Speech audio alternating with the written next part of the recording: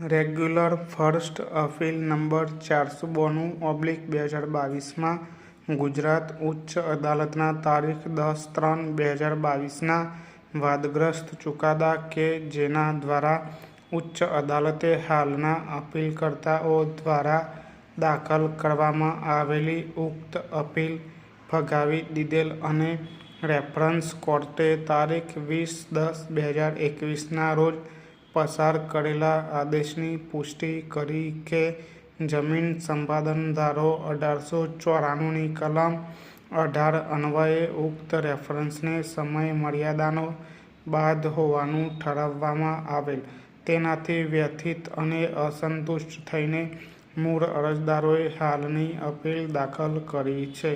હાલની અપીલ થવાની કારણભૂત હકીકત ટૂંકમાં નીચે મુજબ છે. ફકરો: તારીખ 30/7/2008ના રોજ રિલાયન્સ ગેસ ટ્રાન્સપોર્ટેશન સુરતના ગેસ કોમ્પ્રેસર સ્ટેશનના નિર્માણ અને તેના માટે જરૂરી સુવિધાઓ સબબ પ્રશ્નવાળી જમીનો સંપાદિત કરવા માટે જમીન સંપાદન ધારો 1894ના કાયદાની કલમ 4 હેઠળ જાહેરનામું બહાર પાડવામાં આવ્યું હતું.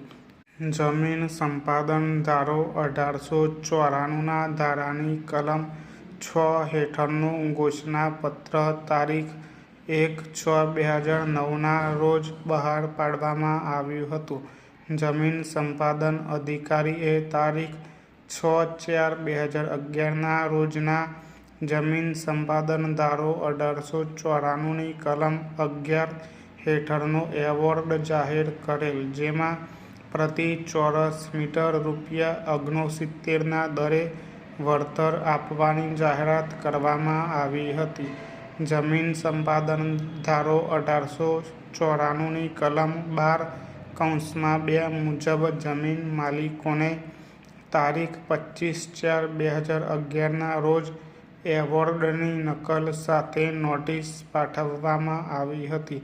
અરજદારોએ ઉચ્ચ અદાલતમાં સ્પેશિયલ સિવિલ એપ્લિકેશન નંબર 1428/2012 દાખલ કરી, જેમાં જમીન સંપાદન ધારો 1894ની કલમ 6 અને 7 હેઠળના જાહેરનામા તેમજ તારીખ 6/4/2011ના એવોર્ડને પડકારવામાં આવ્યા હતા. હાઈકોર્ટની ખંડપીઠે તારીખ 7/8/2012ના રોજ આપેલા ચુકાદા અને આદેશ અન્વયે આ રીટ પિટિશન ફગાવી દીધી હતી. જોકે રીટ પિટિશન ફગાવતા સમયે ડિવિઝન બેન્ચે અપીલકર્તાઓને વળતર વધારવા અથવા કાયદેસર હકદાર હોય તેવી અન્ય કોઈપણ રાહત મેળવવા માટે તેમને ઉપલબ્ધ હોય તેવા ઉપાયો હાથ ધરવાની તેમની સ્વતંત્રતા અનામત રાખી હતી. ફકરો: રીટ અરજી ફગાવતા ઉચ્ચ અદાલતના તારીખ 7/8/2012ના ચુકાદા અને આદેશથી વ્યથિત અને અસંતુષ્ટ થઈને અપીલકર્તાઓએ સ્પેશિયલ લીવ પિટિશન નંબર 7832/2013 અન્વયે આ અદાલત સમક્ષ આવ્યા હતા. આ અદાલતે તારીખ 11/4/2013ના રોજ આપેલા આદેશમાં વિલંબ તેમજ